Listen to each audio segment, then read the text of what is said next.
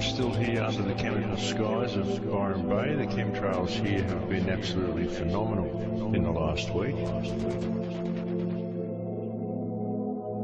Actually, last Tuesday here we had the highest amount of chemtrails I'd ever seen. The whole sky was literally covered in these things, and they were spreading out into these really strange wispy-looking clouds. You could see real clouds on the horizon, big fluffy cumulus clouds, but there were no actual clouds directly overhead, and planes would fly over, they'd leave a little tiny streak, not very long at all, not across the whole sky, just a little tiny streak, and it was like it multiplied in the air, like it would just turn into this big hazy cloud bank, and then it would just sort of streak out across the sky.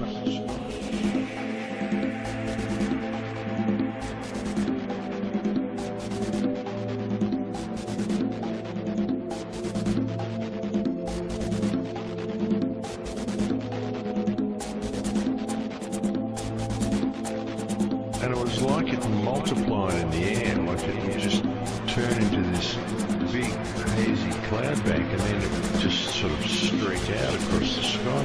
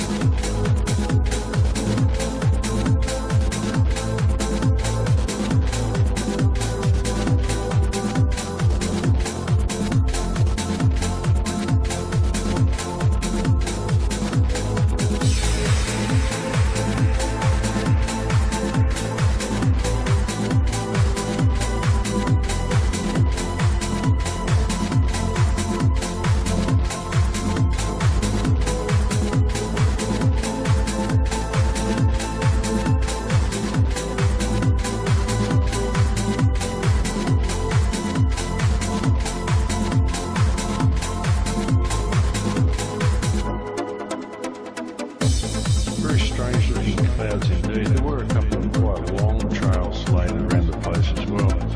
There was one directly over the house where I'm living that looked exactly like a double helix in the sky. It was quite amazing. Yes, and so the chemtrails just aren't letting up, folks. They are still doing this stuff. It's very hard to try to explain a lot of this to people. Chemtrails are one of the hardest things of all to convince people of, because a lot of people quite rightly think, well, why would any ruling elite, if there is a ruling elite, why would they be spraying the sky with chemicals? Because they would be poisoning themselves too. And that's the thing. That's the million-dollar question, that one, folks.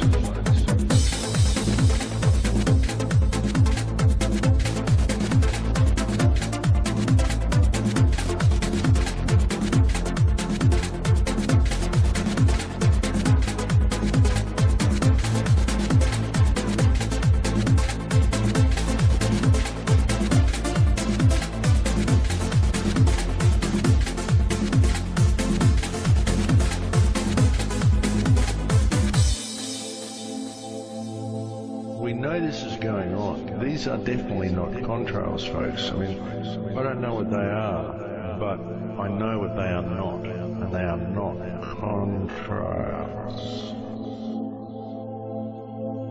And my father used to tell me about clouds and about contrails, and even when we used to see planes fly over when I was a child, we get quite excited when we saw one with a contrail. I always asked Dad about them, and he used to tell me that it took special circumstances for a plane to create a contrail. The planes had to be at a certain altitude, and the air would have to be a certain temperature. And what would happen would be the heat from the exhaust would boil with this water in the air, and it'd boil and create condensation, and the condensation would freeze in the air, and it would create this long trail of ice particles behind the plane.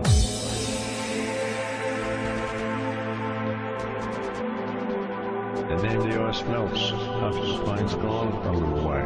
They can't stay there very long because it's just very fine particles of ice, condensation, so it just melts straight away, so there's nothing left behind.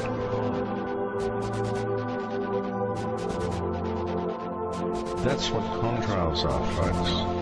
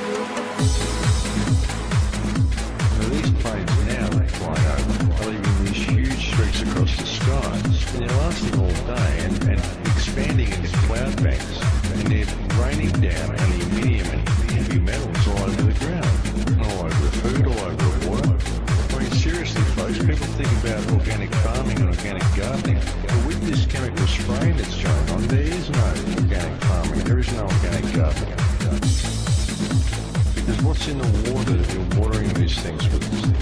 What's in the water that's growing the food that's coming down in these chemtrails? And as I said, folks, this affects everybody. This affects the entire food chain. It affects all life on this planet. So one really has to wonder what part of humanity would benefit from this, and why this is going on. That truly is a million-dollar question.